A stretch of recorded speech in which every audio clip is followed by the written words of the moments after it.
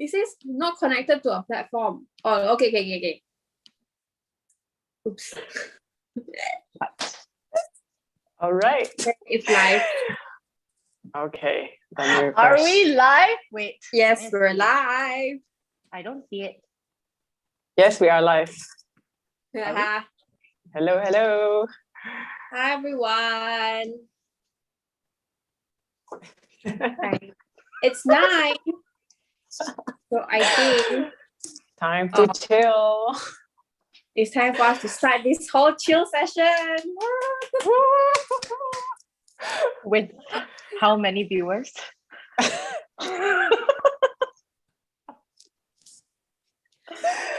Oh. I Okay, think we like can- three. Okay, three. They are all coming in. Yeah. People are coming in slowly. I mean, Okay, I hope everyone is ready. Have your cup of Milo, Yes. tea, coffee, whatever that you have prepared. Any snacks that you have brought. I can share what I brought today. I brought fruits because of my house. MCO, so no snacks. Sad. I got some peanut. The weird crunching sound is me. I got a banana. Very sporty. A very ripe banana. Yep. And the So most I guess- important thing, we all got this. Yes. Our merchandise, our books are here. Yes. Yes. So if anyone have the book, come Please bring it up. out. Yes. And also this, Yeah. we'll be doing this together Yep. as we And- discuss, as we talk more. Yeah, we'll be unboxing this together if you haven't opened it yet. I think with the team has flipped through it multiple times, but we're gonna unbox it together with you. So before we start, just so that you get to know who we are who's these 3 people in this chill with Geng Ubi today. This is the Geng Ubi. This is the OG Geng Ubi that has if you've sent us an email, if you have messaged us on Instagram, these 3 people has been replying to you. Just so you know. Right. Okay, so my name is Xindy and I'm technically the general associate for Rise, and I do mostly marketing stuff. Okay. Next. Maybe Farah, you can go next. Okay, since Candee is like half eating her banana, I'm Farah. I'm also an associate, mainly doing program and marketing. Yeah. Okay. Hi Candee. everyone. Sorry, I just started with my snack because it's gonna be a long night. The more people come in, the more hyped up I'm gonna be. Just by the way. So now, Good. Hype it up. Yeah. So hi everyone. My name's Candee. I'm the managing director for Rise, and I basically do stuff with all of them and also research. Should I just introduce Rise now? Yes, since you're the managing Okay. director. Okay. So RISE stands for Rapid Youth Success Entrepreneurship, and we are this group that empowers young people. We want to help Malaysians, especially young Malaysians, to start their own small businesses and actually gain the positive values from entrepreneurship. Entrepreneurship meaning, keusahawanan. Or perniagaan, whichever Yes. you prefer. Oh, and also we're funded by City Foundation and hosted by the Asia School of Business. And you can find out more about us on any of our channels, but I don't want to sound too preachy, so just go and search anywhere on our IG or whatever. Yeah, thank you so much, Candee. Okay, so before we start, just a brief intro about what Diam² Ubi Berisi is all about, or for short, we call it DUB. So if you want to join the gang, you can call it DUB for short. Dupes. Just a disclaimer, I'll be looking at, I have 2 screens right now. One is YouTube and one is, obviously the camera. So if I'm looking here, don't feel like you're being neglected. I'm looking at the YouTube comments. Yeah. Okay. So a little bit about Diam² Ubi Berisi, or DUB for short. We actually use a creative competition where if those who have participated, that you can either join via poetry, short story, or comic, right? For youth age 16 to 28 years old. A lot of people ask us why that certain age group is because Rise in general as an organization, our focus and our target audience are this group. That's why the competition is open for this group. So we actually launched this competition last year on the 27th of November, and it ended on the 20th of February, where we announced all the win. I mean, it closed on 20th February and we announced it on the 13th of March, all the winners. Yeah. And then because of that, because of the crazy amount of talented works, and we feel like the works deserve to be published, we published two series of the Diam² Ubi Berisi anthology. So this one, if you guys have it, is the clear beige color is for creative writing, and then the blue color, that one's the outer space one, is for comic. Yeah. So then these two, and because of these two, we also launched a bookmark in collaboration or in conjunction with our current program, Rise Online 2021. So you can see here these two bookmarks, and if you have one set of these books, you'll get both of the bookmark. Yeah. And we also launched stickers, but then unfortunately these are only for winners and Giveaway people. Yeah. So if you don't have the stickers, I'm so sorry. This is this is not for you. But if you are interested in the books, you can always register for the books, which you will find out at the end of this whole chill with us session. Yeah. So in general, if you want to know more about why we started this or why this is created, there is a page in the book. If you have it, you can turn to it and it will explain why. But in generally, why we did it is because we wanted to do two things, right? To create a platform for youth to be creative and share their stories on entrepreneurship and small businesses in particular, and also the COVID-19 situation that's going on right now, right? So we wanted to see how you as youth, right, see business or small business. So that's why we created this whole competition. Yeah. Candee and Farah, feel free to add in more if you want. Yeah. I think also another thing is that the whole, we didn't expect it to kind of blow up lah, I think. We were expecting very low submission numbers. We weren't even sure if this was going to happen. So I think this just shows why we need to do more of this kind of competition, right? Just to let different kind of people with different kind of skills to have a platform, right? To test out, new art styles, to test out writing, and also to start thinking about the small businesses that are around them. I think this is something that I don't really think about also. Until I got into Rise, it's like actually a lot of things around us are enabled by small businesses. They are there because small businesses work very hard behind the scenes, and they don't really get celebrated.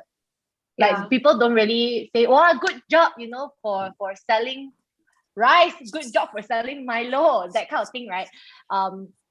So I think this was a very good chance to also, on the backdrop of COVID-19, like everyone's struggling, we wanted to highlight, the hardworking nature of small businesses. And I think the outcome was very, very, very good. Yeah, I think we also get to see a new lens of small businesses through the eyes of a lot of the youth, because a lot of the stories actually really surprised us when we were like filtering and reading through it. There were a lot of good ones that didn't make it into the book or didn't win anything, but it was really, really eye-opening for us, and we realized a lot of things which we will share later on in the later bit of this whole chill gang.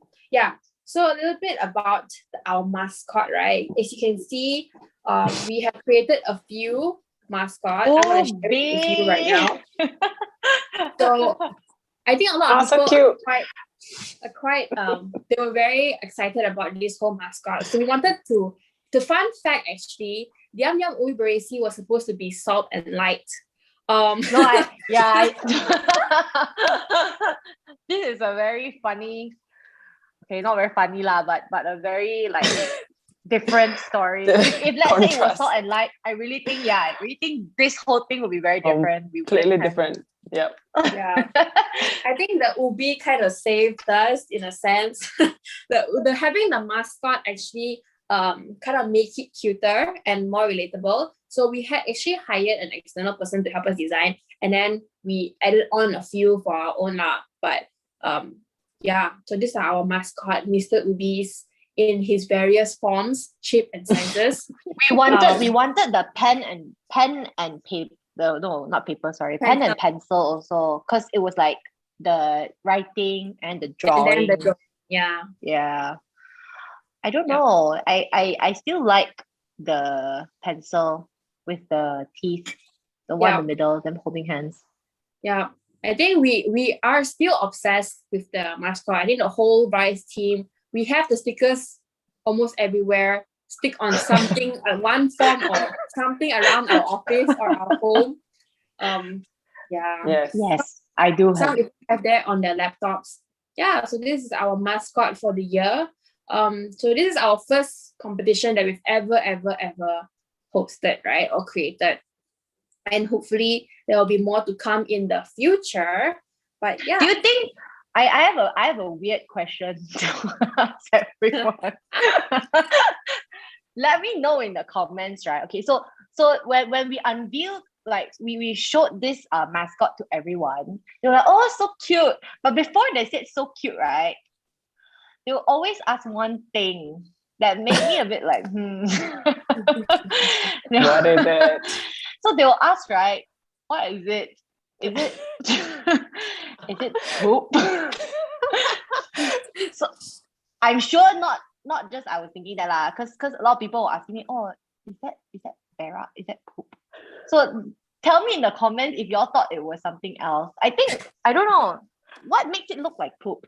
I think because it's just very chubby. It's organic.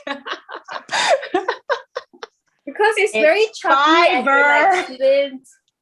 Maybe they're used to seeing sweet potatoes that are very skinny, right? Wow. Because Malaysian sweet potatoes are skinny. Right? Some more it has hair. Whose poop has hair? Please tell me. I thought the hair would be an indication that it's not poop and it's a plant of some sort. Okay. Yeah, I think it's up to people's imagination. But to me, it looks like an ubi. But we can Is it we the color? can be biased lah, because we are the one who, Because we know it's ubi. this. Yeah, exactly. Is it the color? That was funny for us to sort of get that impression, I think. Yeah. It's like, oh. I think it's two things. A, the form. B, the color. Yeah. And people's imagination. I think people just color associate is brown. No, but the color is a healthy brown. I mean, maybe we could have make it a bit more purple. No. Okay. No, purple is Japanese. It's no longer. Oh, it's not Malaysian. Not Malaysian. Yeah. Okay, Wow. wrapping up the conversation about our mascot. Okay, so if you realize, if you have the book, right, it actually comes with this piece of paper that's actually like a guiding reflection for your reading. So I'm pretty sure if you actually go through the whole book or the whole anthology, you will find your favorite stories. So this paper actually covers what's your favorite story / poetry or comic, and then what lessons you have learned while reading or actually going through this artwork, and then how you and the government can help small businesses during COVID-19, and then say an encouraging quote or an encouragement to all the small businesses out there. So I think throughout this whole thing, right, me, Candee, and Farah will be sharing our favorite poetry, comic, and also short story respectively, and then you can just follow us along the line. You can write down if you want to, and then if you write down, or if you have any reflection, you can always tag us or post a story and tag us on @Rise Program. So without further ado, I think we can go through our favorite entries. Okay, not to say that like we like an entry more than another, but some entry just speaks to us more than the other. More. And that's Yeah. inevitable. I mean, that's the definition of favorites, indeed. Yes, it hits differently. It hits differently. Yeah. It doesn't mean in the chest. doesn't mean I choose this story means the other story sucks. Okay, I'm just saying Yeah. this is my favorite child. I mean, Yes. that's the reason why they all printed, right? Meaning they're all equally good. But Yeah. it's just which one Do you know how hits hard it your was heart? for the team to choose these top entries and for the judges to actually filter it? It was a very, very rocky journey. Yes. It was a lot of No kidding. It was a lot of like, we like this, but we like this too, but we love this, you know? Yeah. The whole process was very hard for us. But we spend so much money on coffee just to stay awake, to choose like what to filter it to the judges, because we got so many really, really good like entries. Yeah. I'm not even kidding. Like I don't think I could have drawn this. Even I don't know, even if you give me like 4 years of art school, I cannot draw like that. And I couldn't really write like poetry like that. Yeah. It was really amazing for us is because like we got to see a lot of because we are so used to reading English literature, right? And then when we got to see the Malay, we were so mind blown because we were like, wow, you can actually write like this. This is so amazing. I can't write that in Malay, and should be a bit ashamed because so many years of education in Malay and we can't write like that. But it's really interesting how you guys can like really share your story through poetry. That's very amazing for me. Yeah. So I think we can go right into it. I can start. So I'll be sharing my favorite short story. So the short story, there's a lot of it ready. It's all very long. It's all very, very long. But when I think it's giving me flashback when we were what do you call it, reading the short story entries as if like we're going for college entry or something, doing late night assignments, reading all. Oh my God. I think at the end we were just like, oh my God, we have like 100 more, 200 more, and then we somehow we cannot just simply read, right? We have to really like seriously read it, because we didn't wanna just simply like filter, and then we're like, oh my God, it's so long. We have reached our yearly quota of reading from this competition. Thanks to you guys. I mean, that's a good thing, right? I mean, we spend our time actually really learning a lot of things, which was good. Learn a lot of Malay words. Yes, we I learned second a lot that. of Malay words. I learned the word hikmah.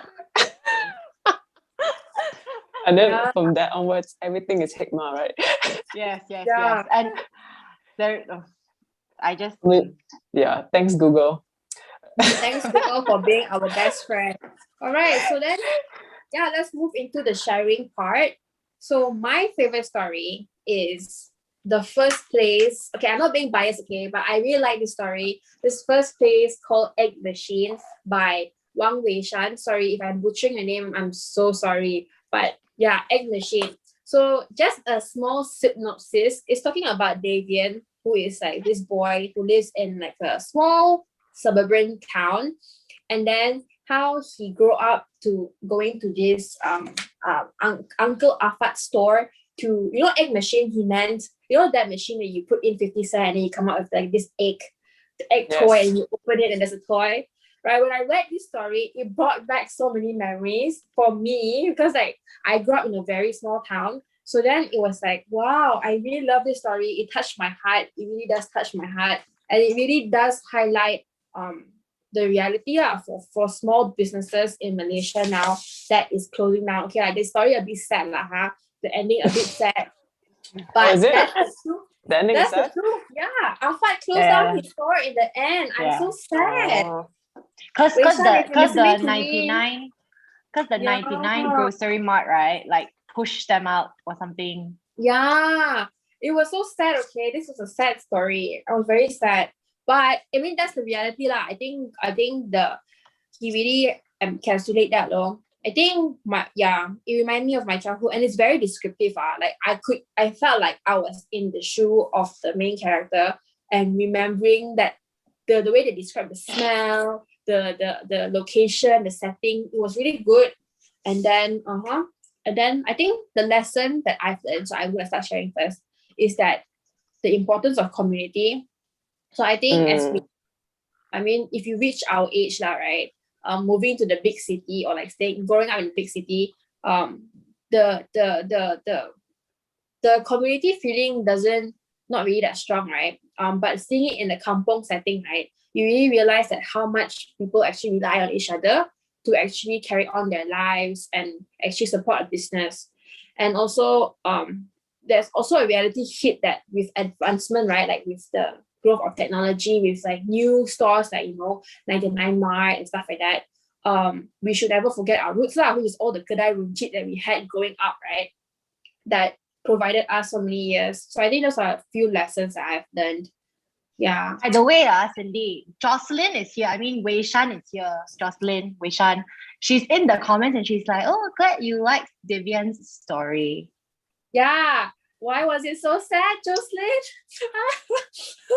But yeah, but it's very That nice. is the reality, I guess. Yeah. I think what I learned from this, right, like how can I help, or how can you help, or how the government can help, is that we can be a bit more mindful about who we are supporting, right? Let's say I want to buy grocery this week. I should be like, oh, should I go to the big grocer, or should I go to the auntie at Kedai Runcit, or go to the right?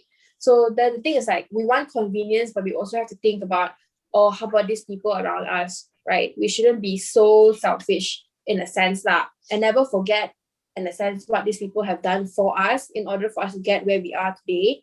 And in terms of how the government can help, I think it's more of like, having more support, and also having more guidance and monetary help for these small businesses. Because small business, they technically struggle to keep up. In the story, Jocelyn actually highlight like how the Afat actually bought all the latest goods because he wanted to keep up with all the 99 Mart that's coming. Yeah, he wants to compete.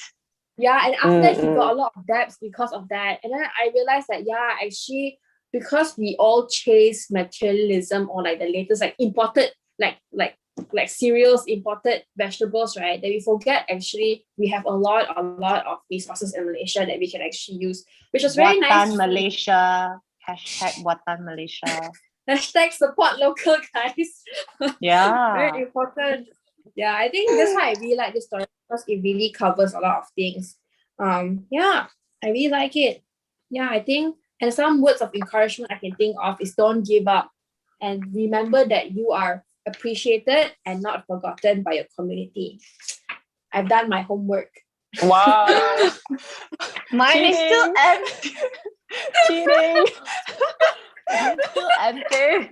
We promised to do it together. A-class students. Okay, I in do the it now. house. I will color. You can actually, right, color into, there's an ubi here that you can actually color. So if you are bored and you want to doodle, you can color in the empty ubi that's here. And Right, make it so not brown color. Make It's it not brown whatever color. color yeah. ubi you want. Suggest a new color. Yeah. Sorry, I finished first because that's the kiasu nature in me. Malaysian kiasu nature. No, we are Malaysians and we didn't do it. So what No, are you it's saying? I will forget. The Gen Z nature. Yeah, okay. Yeah. Let's not get into that. Fun fact, I am a Gen Z, so all the Gen Z out there, please support me. I thought you said you're borderline millennial. I want to be. Okay, now Her body backbone is millennial. Pain, her brain is Yeah. Gen Z. when you Millennial at the back, Gen Z at the front. Yeah. reach, Hey, sorry. Jocelyn also said, right? I was Divian and his grandma was my grand aunt. Afat really exists. Fiction that's close to reality. No Close. way. Then she's No like, glad way. to share. Thank you, Cindy and Rice team.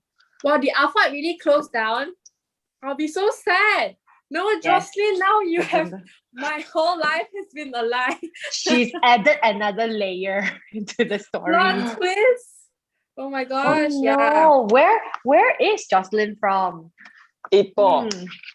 Oh, yeah. I know there are a lot of old shops there, and also Ipoh is they also have like store shops and whatever also for tourism, right? And I'm sure they are like hit also Yeah.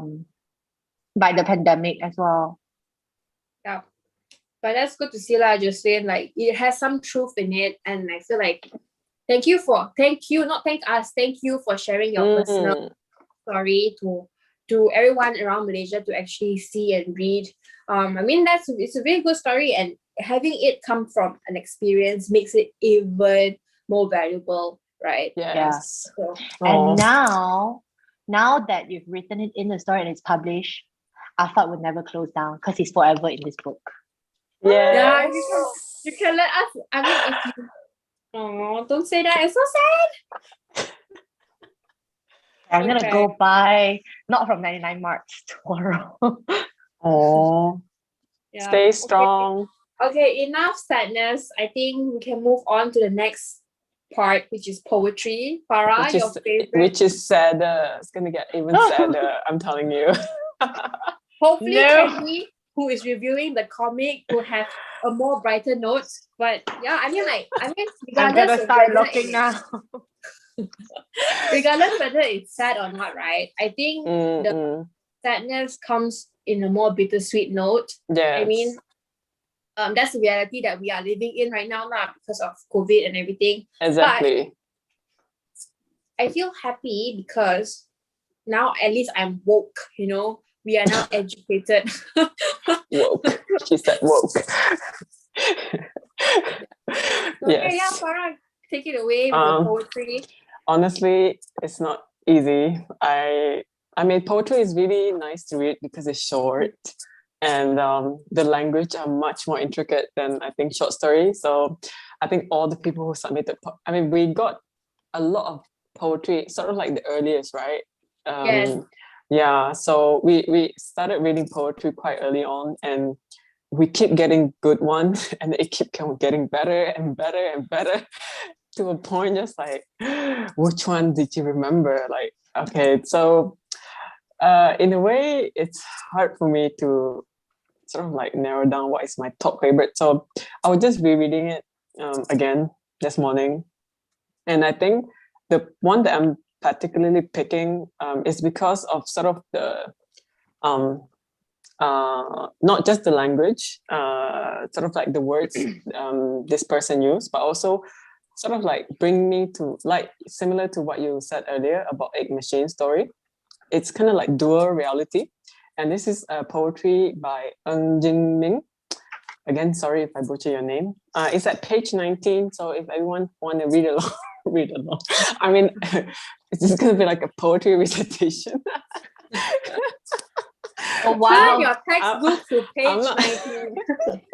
I'm not going to read the whole thing, but it's a 2-page spread poetry. It's in Malay. It's in Bahasa Melayu. It's Di Situ Ada Jalan by Jeng Ming. And if you guys can see, right, it's like the first two para, she would describe something quite joyful, quite nostalgic, and then the third and the fourth will be related to the current situation. So all along, as you read it, it's like constantly like a dual reality. What it used to be and what is it now. Yeah. And I kind of like that. It's a very clear transition, and I can keep picturing, oh yeah, it's a happy time, and then you sort of go back, but now it's like this.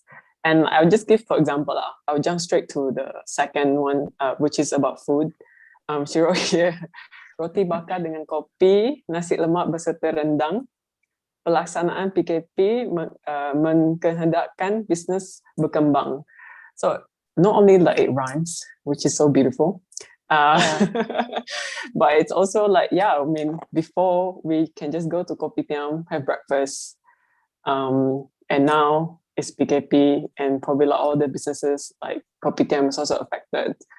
And I think there's like sort of also the transition and the part that sort of like make me sort of like spark to me was sort of at least the ending.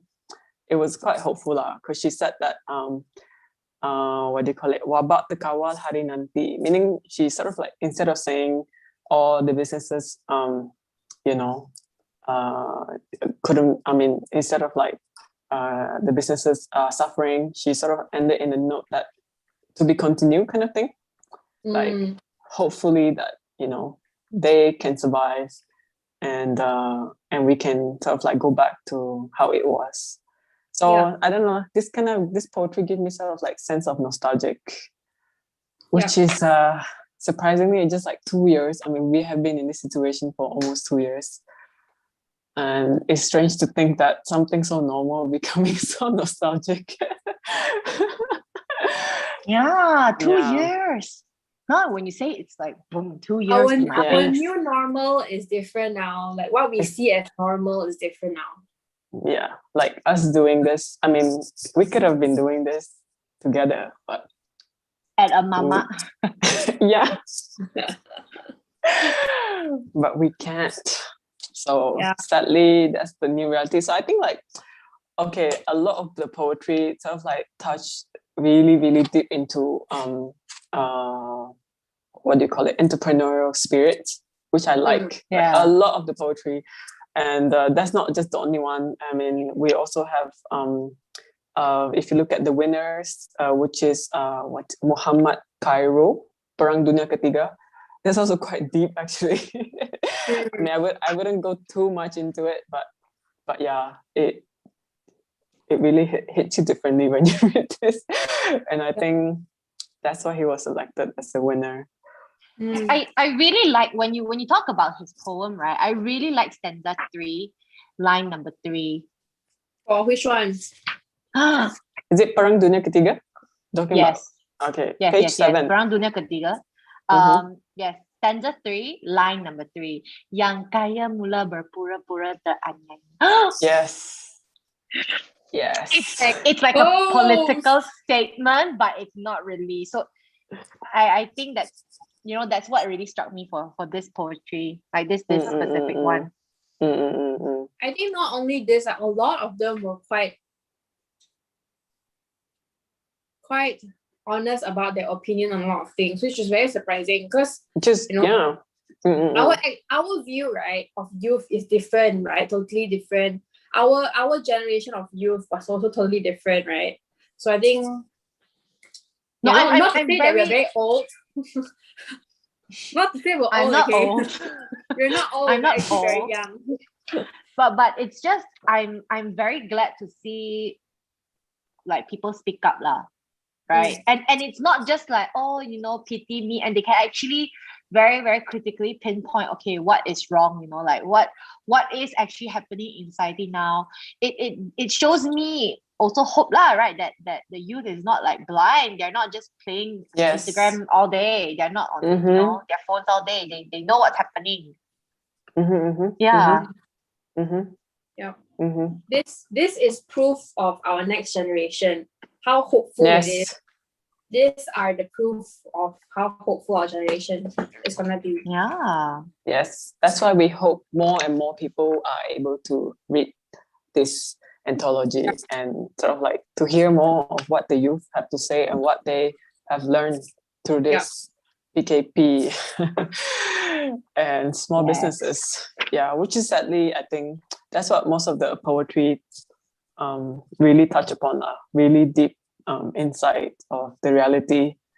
And yeah, some words just hit you differently. If you can decipher all of them, I will clap my hand for you because we had a hard time deciphering it.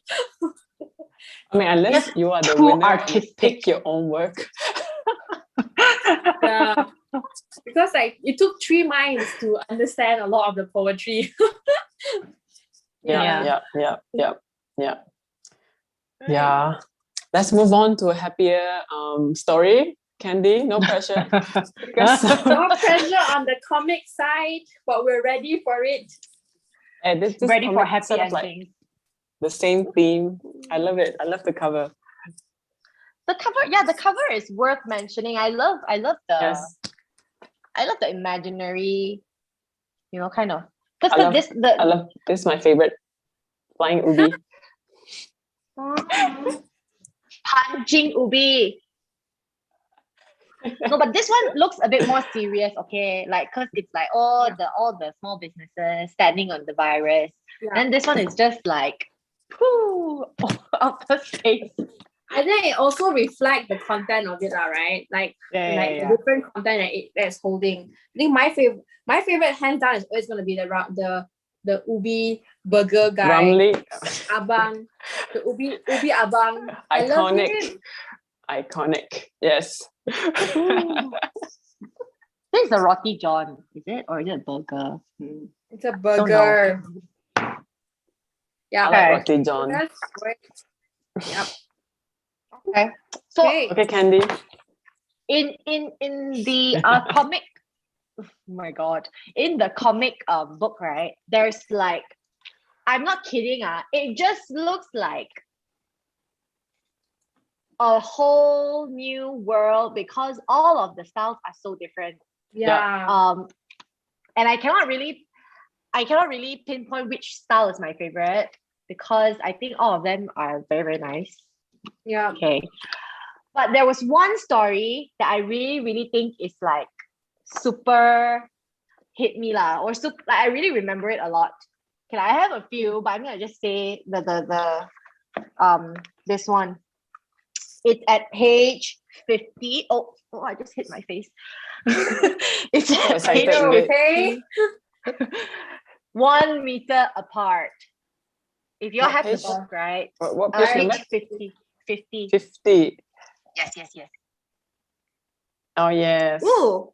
So wait, before I go into the comic, right? Someone said in the comments that the homeless entrepreneur was very different compared to the others, like a very different take on the word entrepreneur. What do you guys think of that? Yeah. Do you want to take that first before we go into that? Yeah, I think when we were filtering, that one's an interesting one. Yeah. I think we had a huge conversation about this, right? When we were filtering it, we were like, this is so different. Yep. And like we've never heard, this is something that we've never heard before. And I think I was like very gung-ho about this story. Wait, what page? What page number again? Page 113. Yeah. 113. But I'm just saying, this story, right? Let's not talk about how it was written, lah. Because the language part, it's for me, it's good, lah. Okay, so let's not talk about that. But really, just about I think Kai Xuan is asking about like the content. Its definition of entrepreneur is different, right? Because so a quick synopsis of this story, if I remember it correctly, I read it like, I don't know, 2-3 weeks ago. But the story is about this person who is a homeless person, right? Someone who has no house and sleeping on the streets with other homeless people as well. But there was this NGO that gave them a little shop to help people cut hair. And then they were paid like 1 ringgit or 2 ringgit or something like that every day. And people who come to cut their hair there is also like, people who don't have a lot of money or are homeless people as well. So then the story goes on to talk about that suddenly there was this lockdown and then they didn't know what was happening. And then this guy was like, what does it mean to, like, what's a lockdown, right? And then he didn't really know what it was. And then moving on, talk about how he didn't know where to go for food because everything was shut down. And then like he didn't know who to call. And then he was talking about how the streets were empty, and then how it was very sad lah, like the streets were empty and all that. And then he slept in the salon, things like that. And then he was saying how troubling it was for like homeless people as well, because the soup kitchens were closed, charities cannot give out food or clothes or whatever.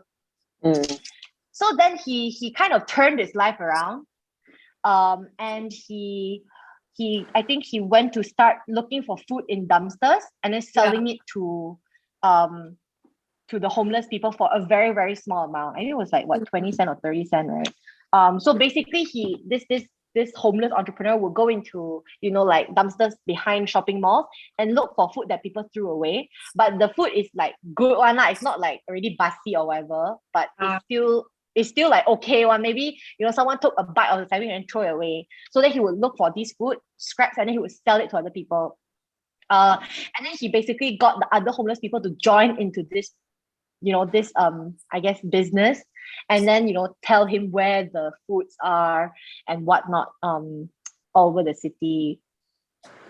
So the first thing that came to my mind was that this would happen only in a society where people waste food.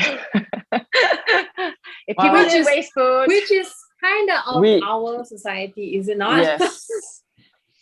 Malaysia actually wastes tons of food. Yeah. If no one wasted food, right? This guy cannot start his own business. Yeah. The homeless will not be an entrepreneur. I think in terms of his character of entrepreneur, right, is something that I think we as Rise has been trying to push, right? Like, you don't have to have a lot of money to be an entrepreneur.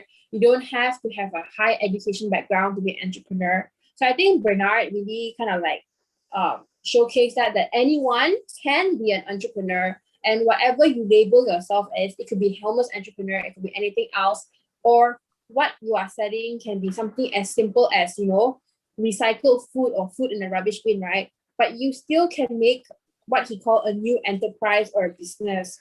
So I think that was very interesting. Like his perception of being an entrepreneur was very, very interesting to see. Yeah, I think it's like what you said, Cindy, right? They kind of showed. Bernard really showcased.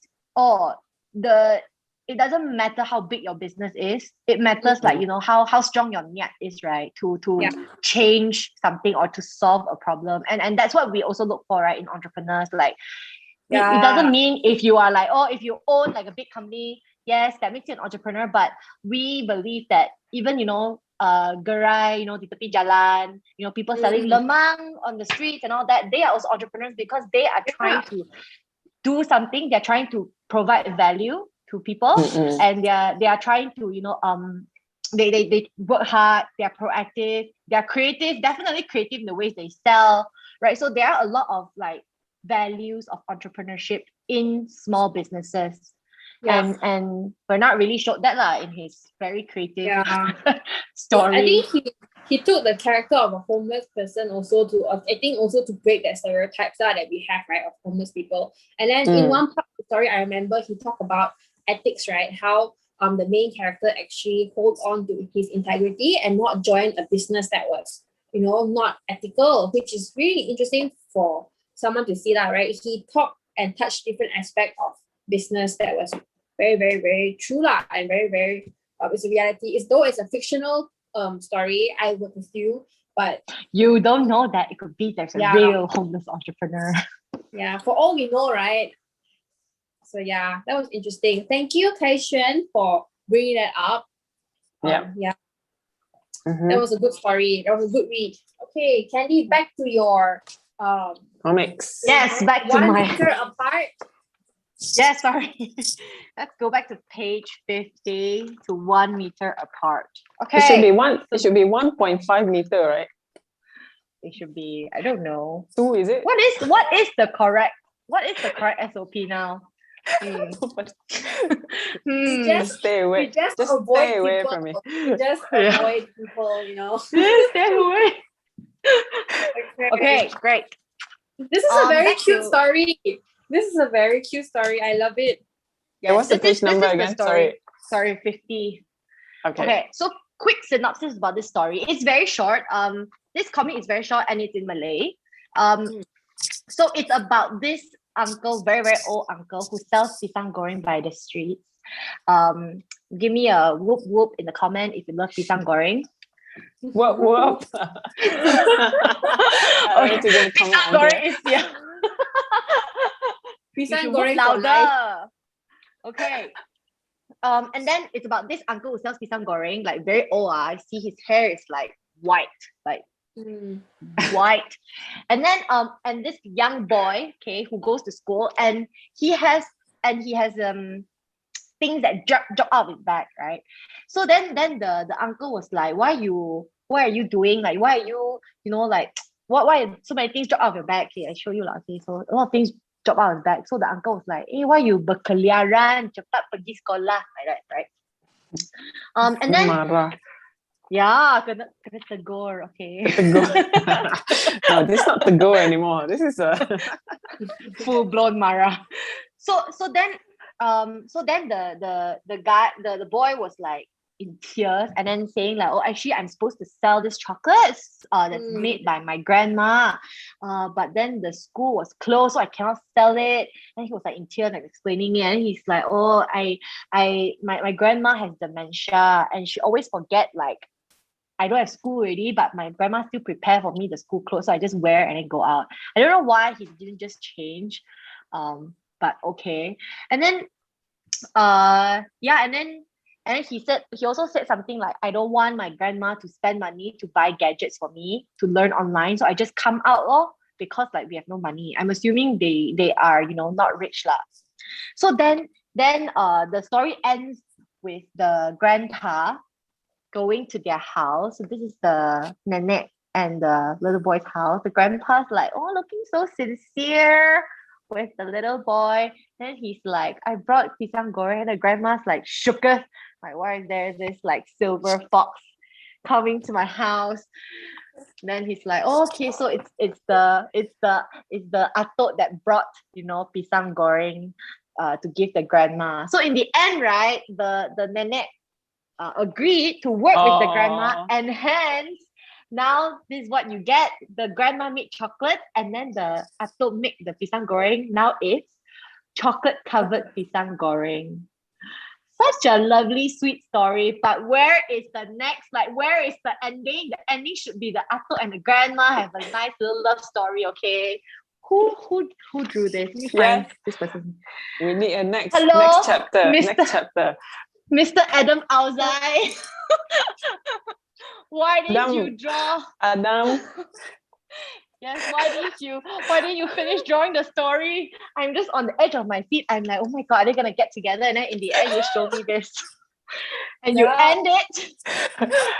Cliffhanger, Adam. Cliffhanger.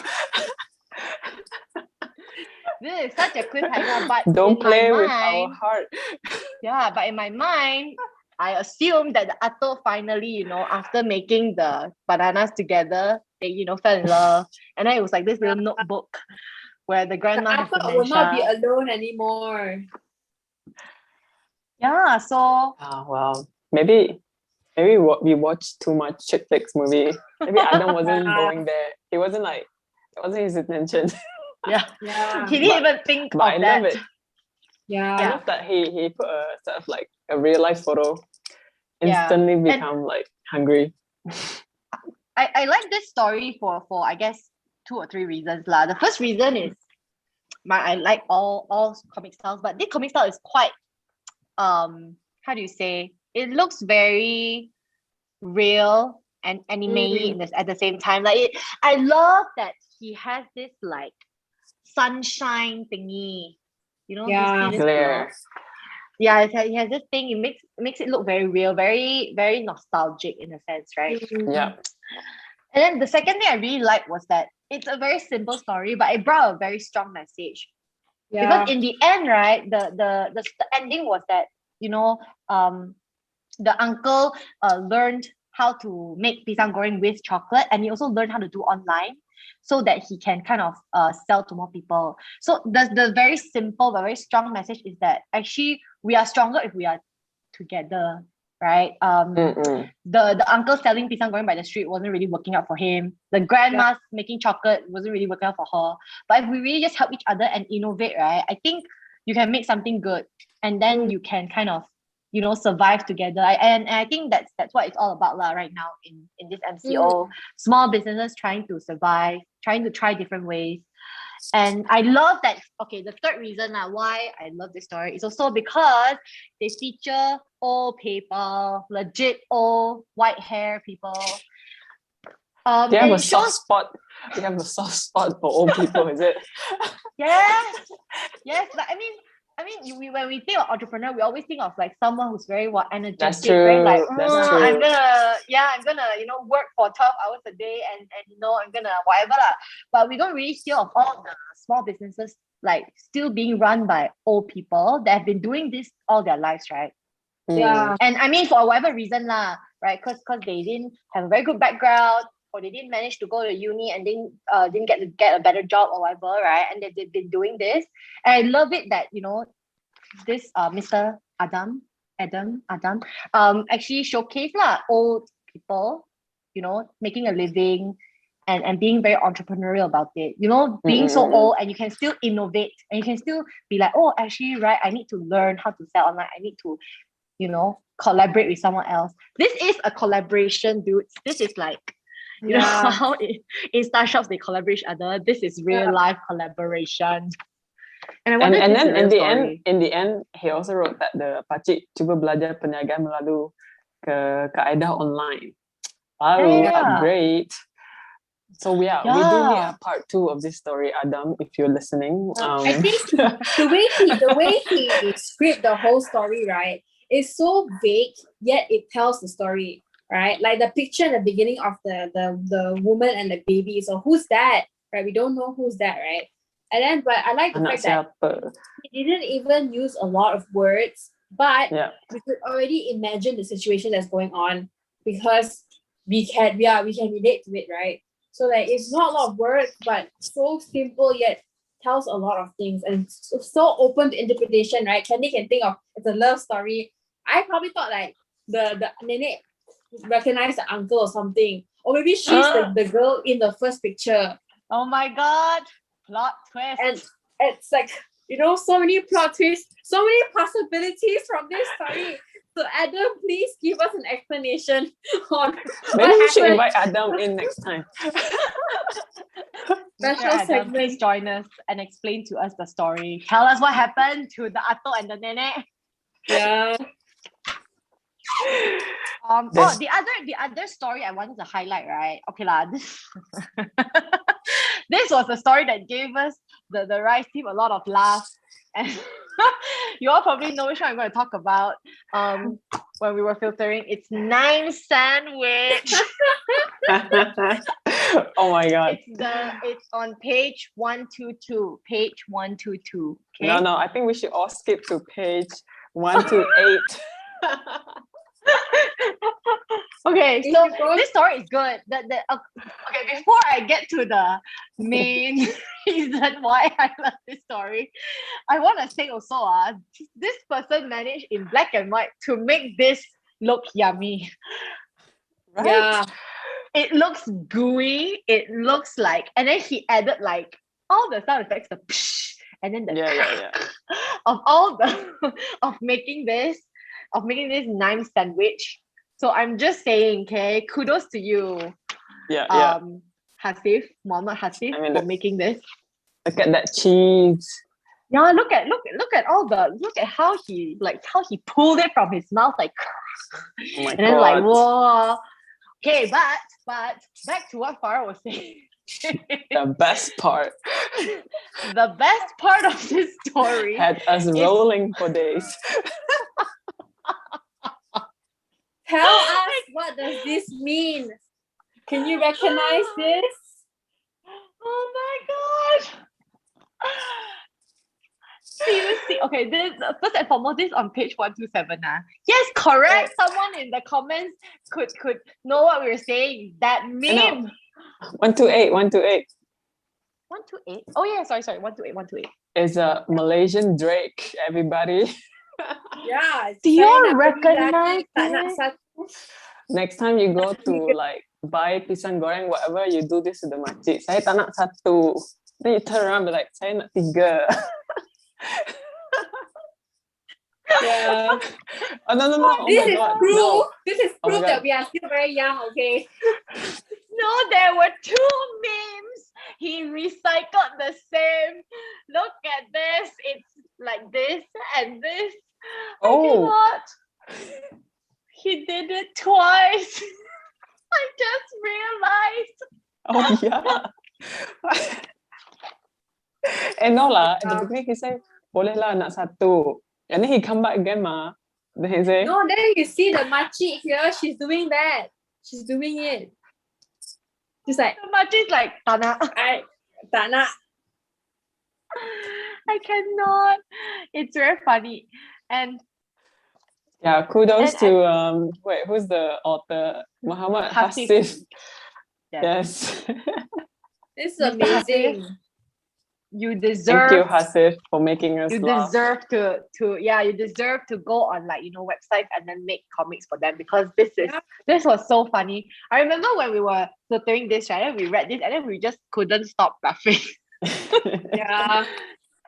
It's I think just so like what the Like he doesn't even use color, which is so amazing, right? You don't need color to actually express a lot of things. It's so detailed, black and white. It's so amazing. Yeah. oh, I cannot. It's just too funny. Yeah. But yeah, so that was one of my favorites lah. Okay, and last one. Okay, I swear this is the last one really. Last Right. comic that I really really liked is page 28. Page 28. Burger Ooh. Rock. Yeah. This was one of the hand drawn one that we got. Yep. Yes. This is the hand drawn one, and this I remember it's drawn by Noor Amani. I remember she submitted very early in the competition, right? I mean, not very early, but like relatively early in the competition. And I remember we were So like, oh my cute. God, so good. Right? Because yeah. It's that one. And also this one, the different perspective. Like this was like the different apartments and then how it's looking from top down. I really like this lah, because I also wanted to highlight hand-drawn ones, because the hand-drawn ones really don't get enough credit, right? Yeah. You don't need fancy equipment. I don't know about you guys, but I really don't think you need fancy equipment to make things cute and entertaining. Enjoyable. Yeah. And this is a very simple story lah. This is a very simple story about this, how this person he was selling by the roadside, but then he's like, oh no one's here anymore because of NCO. Then he just made like a truck, and then he just made this cute burger truck. He just drove to the different places and then sold it to all the hungry people. Look at their hungry faces. I love the sound effect. And then it's very Jang, cute, jang, yeah. So that's my three favorite ones. And the three of these favorite ones, my favorite ones are like the endings are happy. And I do see a different trend with the two different ones. The comic one, generally we have a bit more happy endings, although there are also sad ones, right? But with the short stories and poetry, most of them have sad or very poignant endings. Like it's not a happy ending.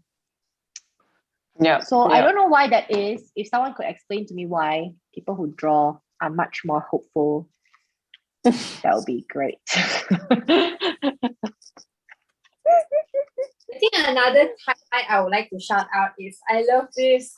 I'm so sorry. If you go to page 39, Geng Ubi Kampung, man. I love this. This was so amazing. Oh yeah. I guess Farah, you are Kak Muna. Candee is Cik Muna. Candee is Cik Kia, and I can be Cik Moon. Then we should wait, who's Cik Muna right now? Me? You. Oh, then I should be wearing the goggle like this makcik here, cutting the bawang. Yeah, this is amazing. I mean, like that really encapsulates culture. Do the aunties really do that? Please tell me the aunties really do that. No, I'll be so No, amazed. aunties have like eyes of steel. They don't cry when they're cutting bawangs. They're so pro. They don't need. But that's me in reality. Yeah, but I think this story like kind of got into the book is because the storyline of it is quite nice, right? But Yeah. that's another highlight, like a sneak peek. So if you get the book, you can go and check it out. There's a lot of amazing comic here. Like it was so amazing. Like I didn't know the talent, right? Comic was even a harder journey to decide, okay? Because we were like, how do we discern art? How do we choose art? Everything was like so beautifully made. Yes. And the styles were too different. Like it's not Yeah. it's not like you can compare, it's like so different. Then you're like, oh my god, everything just looks good. I think the judges also had a very hard time because the judges also have two different styles. They're two different designers of two different styles. And they also had a hard time deciding which will be the first, second, third, and fourth place. And then they were like, oh my god, wait, I want to go back and change the marks. When I reread again, it looks so good. I want to change marks. I want to change it. Oh no, which one to choose? I think it's good right? That the Malaysian youth gave us such a headache. This shows that we still have. It's a good headache. It's a good headache. It is exactly. a good headache. It's a good problem to have. Yeah, and then we were like very excited to give up Rice awards, I remember, because we were like, oh, it's too good to not win anything. So let's give Rice awards. I think we were at the point where we're like, there's so many that deserve it, But to be honest, during the competition, we were actually sort of like halfway worried because the comic submission were very slow. Yeah. And I guess what's up, comic drawers? What's up? I guess they were really taking their time perfecting their artwork. Yeah, I mean, it paid off. It paid off. It really, really paid off. Look at how amazing it is. It's just that y'all have to stop giving us heart attacks, But, and suddenly, like, I remember the last 2 nights, it was just overwhelming. Oh my god, how are we ever gonna finish? Yeah, but I mean, it was good stress for the Rice team. I think we kind of like underestimated the power of Malaysian youth, and I grew old 10 years after this competition. Because we feel 10 years wiser after this. 10 years wiser after these books. We become Ubi terribly. Yeah. Right. So that kind of wraps up our personal favorites for the 2 books. And then if you would like to, review one of your favorite and share it, you can always fill it in and then take a photo and then share it on your story and tag that Rice program. Yeah. So I think now we talked to you about our favorites, right? Actually, we saw a lot of trends, or more of like a lot of findings, a lot of highlights that we would like to show you guys or like tell you guys, right? So actually, we did learn a few things. I think we said a few things already. So this is a time for the 3 of us to actually talk about what we have found and what we have learned as an overall by reading all the submission. Yeah, I think I can start first. I feel like a lot of the stories were very family oriented. There's always a family, right? Like it's always like either a family without a mom, without a dad, or like only the neck and stuff like that. And I realized that, actually Malaysians like to write and draw a lot about family, and it really reflects on our kind of like our culture lah. Like we value family and we value parents as a role model, which is very nice to see. Actually, that was one of the. We were quite surprised to find out that actually have that in every stories. Almost all the stories had almost a family involved, or like family love, family support in small business. I think because during the pandemic, especially, I mean, when we forced to sort of like stay in our home, right? A lot of people start sort of get closer with their family, and in a way that you have no choice but stay at home. So I guess that's why a lot of the story also reflect on like how we can get through this time together, because you literally have no one else but family to help you support, to get you through this. I mean, let alone if you're running a family business, that's like a whole another story. But it's really nice to hear that we still value family. Yeah. Bernard left a comment in Hi, YouTube. Bernard. Hello, Bernard. So he's saying that I think the ending represents how each of the creators were in person when they wrote it. So like if let's say at that time they were feeling very hopeless, then they'll be like, okay, I'll draw a hopeless ending. And if they feel very excited about the future, like okay, I can survive the new normal, then they'll draw like a happy ending. I think it's okay lah, quite true. Yeah. So how did you feel, Bernard, when you ended your story? Or will I always be the homeless entrepreneur is how you end your story? It sounds a bit sad, or it sounds a bit like, oh no, I'm still confused on what's happening. I think did you feel uncertain, Bernard, at that point of time when you ended the story? I mean, like, it was a good story. I mean, which is true. I mean, everything is uncertain at this point of time, right? All of us are also not sure what's going to happen in the next, not to say next month, tomorrow, what's going to happen, right? Yeah. Change again.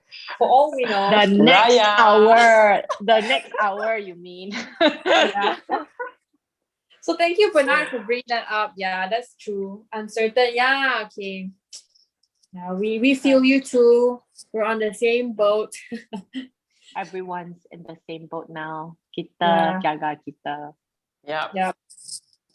I have another learning lah, which is so this is based on what Bernard said lah, and it kind of sparked me also. I think most of the stories, it was sad because, like, they talked about like losing business, losing customers, cannot find jobs, people dying, frontliners, being very worn out, like small businesses don't know how to survive, cannot go online, things like that, right? But then most of it, like, at the end, right, at least they write something that sounds hopeful. And if what Bernard said is true, right, that it reflects how the creators are, then I feel a bit more like, oh, lega, because it's like, okay, at least the young people don't feel like, oh no, this doomsday, and they feel a bit hopeful. At least, they are still like, they're still like holding on to hope that, okay, it will become a better day. Like we will see the light at the end of the tunnel. We don't know when, of course, but right. So I think youth are still mainly hopeful. And I want to be hopeful, so please pass me some of your good vibes. Good energy, please. Only positive energy. Only positive energy, Hashtag please. good vibes. Tak nak bad vibes. Nah, good vibes. But like, it's good lah, right? And it shows how young people are also resilient. Because it's quite crazy, having to go online, study, then suddenly, okay, everyone go back to school, and then everyone, go back to work, and then suddenly everyone go back at home. And then some more, if you go to school, go to work, you also feel like, oh my God, I'm gonna get COVID. People coughing, you're like, oh my God, COVID, run away, But despite of all this, young people are still like, okay, they're still showing up, they're still speaking up, they're still trying to make sense of the new normal. And I'm quite happy about this. I mean, not happy about the big situation, but I'm happy about how the young people are kind of reacting to this. Although I would say that there's still a lot of young people that don't have resources. I'm sure there are a lot of young people who are stuck in uncomfortable situations, maybe having to study at home with their mom's phone, not having enough space to learn, or even those arguers online, stuck in domestic abuse. Of course, definitely there are cases like that, and I just don't know. I feel very sad when, what I mean? Yeah. It's just showing like the polarity, like it's like either you are doing well or you're doing not well. I think also we're talking about like speaking up, right, and the polarity, right? I think we also saw a lot of trend of like mental health stories, like things touching about suicide, talking about people struggling with mental health, and then we realized that like if you were to think of having this kind of competition like 10 years ago, right, youth will not be writing about this kind of things because it's considered like a taboo in our Asian society, right? And also having to see that part from the youth was really eye-opening for us, because we feel like how like, I don't know, for a better words, woke the youth is right now, to be able to like see that even though we are privileged and we have all the things that we have, but people out there are struggling, and that's the reality of it, which was very bittersweet moment lah when we found out, right? We saw all these stories, not only comic but also poetry and short story. Actually highlight that, and there were also a few like political thoughts, right, in their stories and stuff, which was commentary. Like political commentary, which was very like youth nowadays know what they're trying to say, you know, what they are actually fighting for their future and actually voicing out about their future, which was very hopeful for us to see, not only in the sense of COVID, but as like an overall our future is there, you know. Because everything intertwined in the end, right? It's not just like I'm here to study, I'm here to get a job, and I'm just gonna live my life. Like, no, it's your future. And I think youth are starting to see it, that, you know, it's not just up to my parents. And that's why, like, I think the bright side, I wouldn't say the bright side of this whole situation, the fact that we have to do everything online. So we kind of like open up the competition to the whole Malaysia. Because I think, like, let's say imagine COVID did not exist. If we were to do something physical, we probably would not be able to reach people all the way from Sabah and Sarawak. And so I think that was sort of like the bright side. We can hear stories from what is actually happening in their hometowns, and which is completely You mean like this story? Yeah. We have a very, very, very colorful story from Sabah. See, it's very different. By Muhammad Fazli drew this story about these few friends. Please true so Farah. I mean, we wouldn't even reach like Terengganu or Kelantan, you know, without COVID, right? So I hope, like, in a way, everyone is, I mean, and also we proved that it worked, you know. We don't need to have a physical competition. Like, the whole idea of stuck in one place, especially for people around the area, should not be the new normal. I like sort of the fact that it get as many people involved, and that reach as many people as possible, and give the opportunity to as many people as possible, and let their voices be heard. So that's why I think it was so important, like, for us to print it out and, you know, distribute it to as many people. So we our blood and sweat and tears. Especially tears. Tears of laughter and tears of pain. A little bit of pain. Tears of like tiredness, like I want to sleep, I cannot because I have to filter. But like a fun fact to all the listeners, right, and all the winners that actually published, this is actually officially published, with ISBN. So you are in the National Library. You are in the National Library. I'm just saying. You made it. This made us cry a lot. The getting the ISBN actually made us cry a lot internally. Shout out to Xindy. Shout out to Xindy.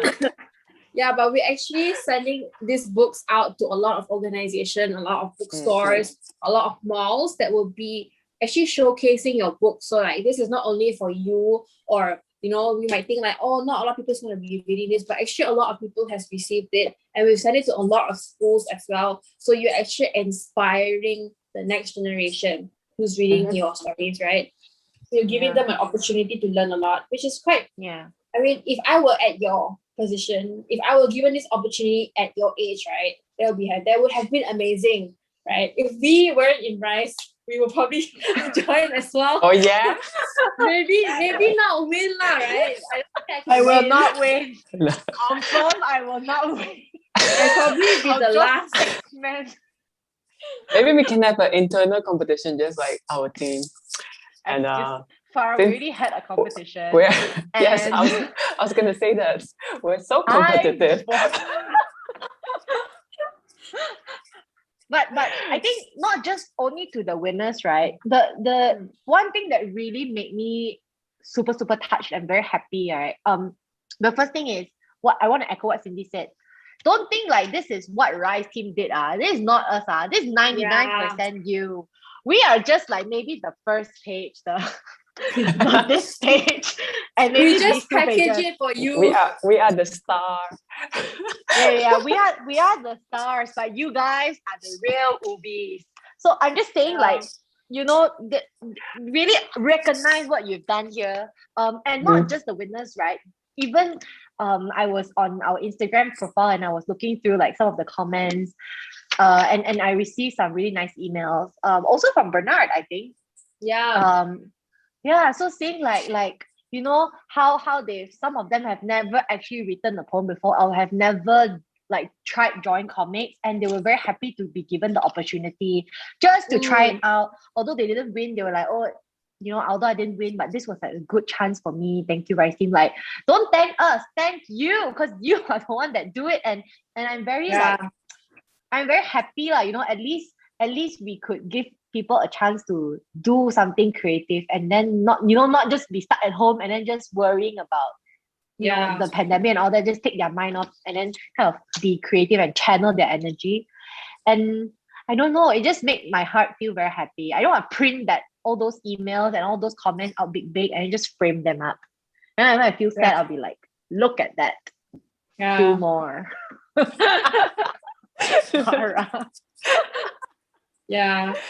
I think we came out at the end of this whole competition, right? Learning the team itself, our whole perception on Malaysian youth and what we can actually achieve, right, as a country is totally different. I think personally for me, I am guilty of underestimating and not trusting the younger generation. But this blew my mind. Like, all this blew my mind. You were schooled. Yeah, I was schooled. I can think the only analogy I can think of, right, is that we are farmers that were actually planting. We were the farmers that just came and put our basket that you were there. planting the ubis. No, we didn't plant the ubis. We the farmers who took our bucket wanting to harvest the ubi, right, for people's farms. And then we put the bucket there. And then the ubis just came out themselves and just go into the bucket, What? Jump into the bucket. I'm ready. Out. I thought you were gonna say like, oh, we harvest the ubi. Yeah, we gave the tools to harvest the ubis. Oh, we gave the tool. Yeah. But I mean, really, if we can, right? I mean, you can go on our website. You can check. If you don't have the book, right, do check out the entries. And do also, like, start being creative, write poems, write stories, and draw comics. Because you don't know when you will be able to inspire other people. Yeah. And this really just inspired us. I cannot believe this is by young people. Yeah. Because they're so good. They're so good. Amazing. Yeah, I think yeah, I was gonna say that. Do you have the numbers? Ashikin asked. Okay, Ashikin is one of the winners as well. Ashikin asked how many participants are there on the short story section. There's about 500 plus, almost 600 for a short story. A lot of last minute also. Yeah. Okay, we have almost like, I think 100 plus. So close to the deadline. So close. Wow, like walking on thin line, on like a thin thread. But there was a lot. Imagine 500 and we filtered it to like, how many did we have? I think 13 or 12. It was crazy journey. PSA to everyone, please do not do last minute work. I'm like forever traumatized. I remember the night before we closed submission, and it just kept pinging our Google Form. I'm like, oh my god, no, it's too many. Yeah, the reason why we didn't reply to any messages the day before submission is because we were too busy filtering the one. Just to let you know, right? Rise only have 6 people. 6 girls that is doing everything, and then 3 of us were the main team for the other filter this. So these 3 main ubis had to go through almost 1,500 submissions.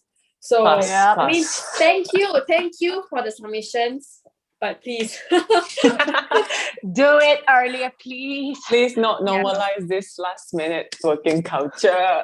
Yeah. It's a Malaysian But- culture thing. It has been very hard also. The other three Rise team also had to jump in and help us. Because at first we were like, you guys don't need one lah. We'll probably get 100 submissions. No need you guys. And the end we're like, excuse me, can you come? No. Can you please help us? Mark 500. Yeah. Yeah, definitely a great learning experience. I mean, it was first time for me to sort of like go into any of this crazy, hosting competition and organizing. So yeah, thank you for giving us the real experience.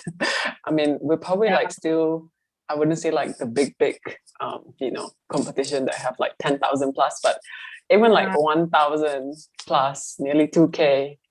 Yeah, we did nearly 2K. Yeah, already sort of like beyond our expectation. Yeah. So thank you for that. But I do hope the next time we double just saying. So I mean, we are heard brainstorming. Yeah, we've heard a lot of people saying, when's the next competition? Yeah. Oh no. If you have a name, is it gonna be a food again? Is it gonna be a food? We are still thinking. We are still thinking. So look forward to that. We're still trying to think of what is the next mascot for our next competition. What's it gonna be about? So just a heads up. Do look out for us. Yeah, we will. Yeah, but also do tell us what you think. Do you think we should do more competitions? What theme? Suggest us a name. Diam² Ubi Berisi will be retired. I don't think we'll use it again. Yes, we will lay the ubi to rest. We will make ubi bakar. The ubi deserve to have a rest after such a big marathon.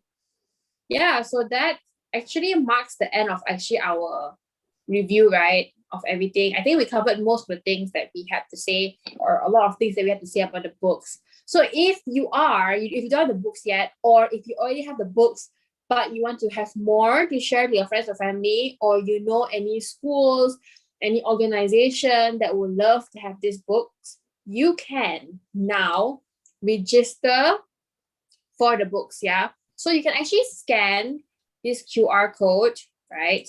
Or you can actually click the forms that I'm posting right now on the YouTube. So you can just scan it, and then you'll bring you to this registration form. All you have to do is just fill in the registration form. And then once the MCO is kind of like over, and when the PKP is over, we will get into work of sending it to you. Yeah, so you don't have to pay anything. Rice will cover, and Rice will send it off to you with happy hearts for you to get the books. Yeah, so if you want to, fill this in though. Yeah, scan this. Okay. Yeah, so scan this, and please do fill in the reflection form that Candee is holding and I'm holding, and then please share your experience with us at Rice Program. So we want to hear also what you have learned from the stories. Which is your favorite stories? You can agree to disagree with us.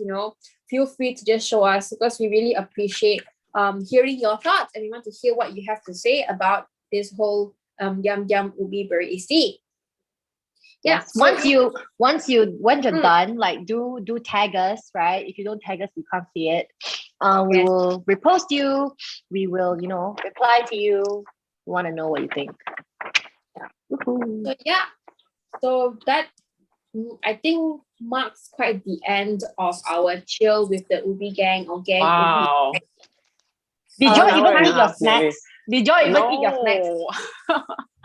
We were too busy. That's talking. why I ate it at the beginning, because I was like, no time to eat. We'll focus until the end. Yeah, 1 hour and a half. I mean, nearly 1 hour and a half. Oh my goodness. Yeah, please. I mean, Wow, we have a lot to say.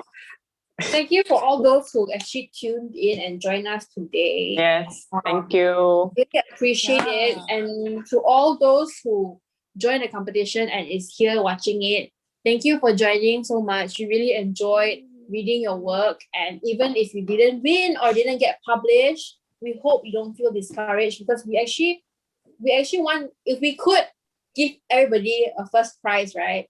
We would. I would. I was like, oh. Yeah, but we can't. So yeah, so if you are interested to get more books, or if you want to share your experience with us, you can.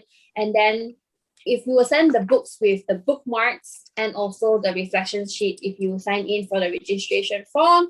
And if you have any questions that you like to talk to us about, you can always go and talk to us through Instagram. Feel free to DM us or send us a message. We'll be happy to answer whatever questions you might have recurring to the Diam² Ubi Berisi or any of our programs.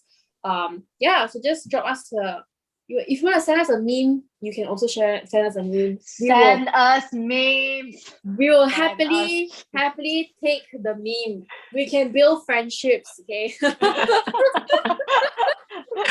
how we bond. I will laugh at the memes.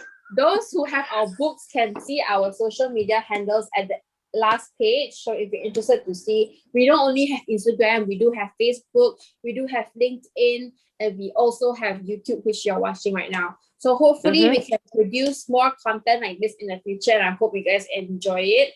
I think that's all for the Rise team. If you enjoyed us, comment and tell us.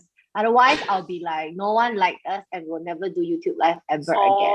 So if you like us, please tell us. Please tell me. I need the validation. Please tell Candee. Yeah, please tell our managing director. Please send we her need some to do love. more lives. Tell us we need to do more lives or not. Or do you think this is just completely boring? Then never mind lah. I mean, I see a lot of hearts from people. Oh. Yeah.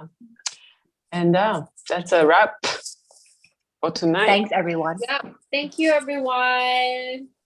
Thank you for coming. Bye. Good night. Bye. Have a good night. And Selamat Hari Raya for those who are celebrating. Bye. Farah's gonna have a blast. Bye.